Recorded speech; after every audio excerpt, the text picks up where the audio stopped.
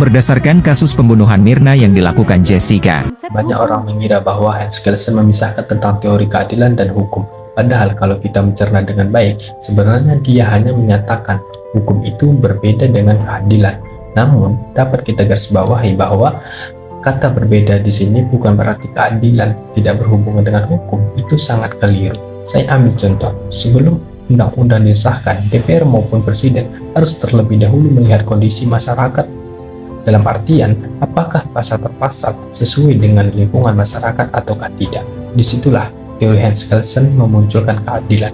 Kemudian, saya ambil contoh di dalam praktik di pengadilan, karena pada dasarnya, sebagaimana yang dikatakan Hans Kelsen sebelumnya, hukum dan keadilan tetap berperan sebagai berproses pelaksanaannya pengadilan. Jadi, oleh karena itu, kita dapat memahami lebih jeli, supaya dalam berpikir tidak bias kognitif. Karena baginya, hukum itu tidak merujuk pada satu aturan tunggal, tetapi seperangkat aturan yang memiliki suatu kesatuan, sehingga kita dapat melihat sebagai suatu sistem.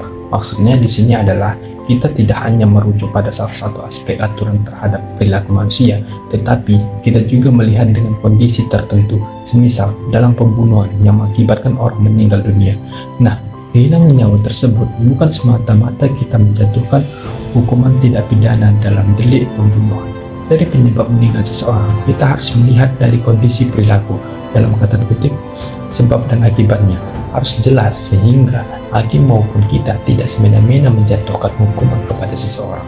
Pertanyaannya, apakah di Indonesia sudah berhasil menerapkan itu?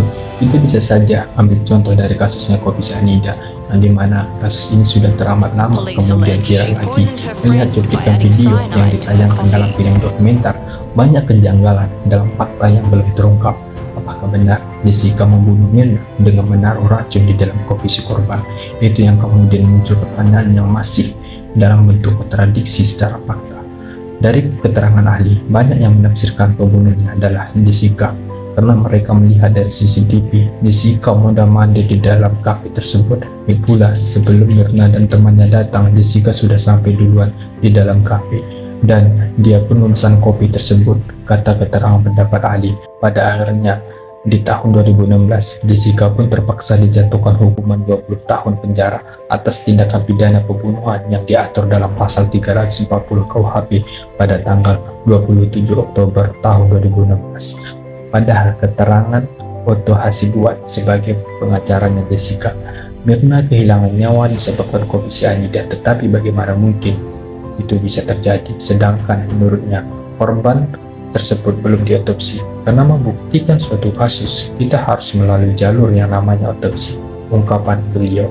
Jadi sampai saat ini, dari banyaknya video yang beredar, keterangan maupun bukti, belum ada satupun kebenaran yang bisa dibenarkan, yang seharusnya bukti perkara pidana harus jelas sebagaimana bunyi asas hukum yang menyatakan in criminalibus probationes baden executionis clariores, yang artinya dalam perkara pidana bukti harus lebih jelas atau lebih terang daripada cahaya.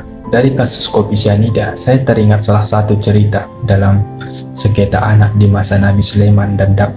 Ada dua orang perempuan yang bersengketa anak. Kemudian suatu ketika dua perempuan atau yang dimaksud ibu si anak tersebut masuk dalam persidangan karena salah satu di antaranya melaporkan ke pengadilan.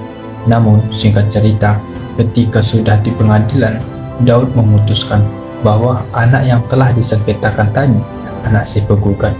Tapi Nabi Sulaiman berkata, stop, jangan dulu. Kalian datang berdua lalu ambilkan saya pisau dan saya akan membelah bayi ini supaya kalian mendapatkan bagiannya masing-masing.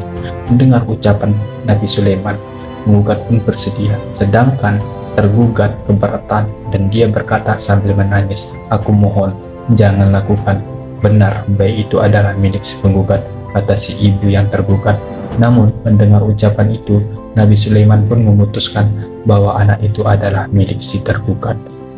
Cerita di atas, kita bisa menyimpulkan bahwa tidak selamanya orang tergugat salah, dan begitu pula dengan penggugat tidak selamanya kita menafsirkan bahwa dia adalah benar.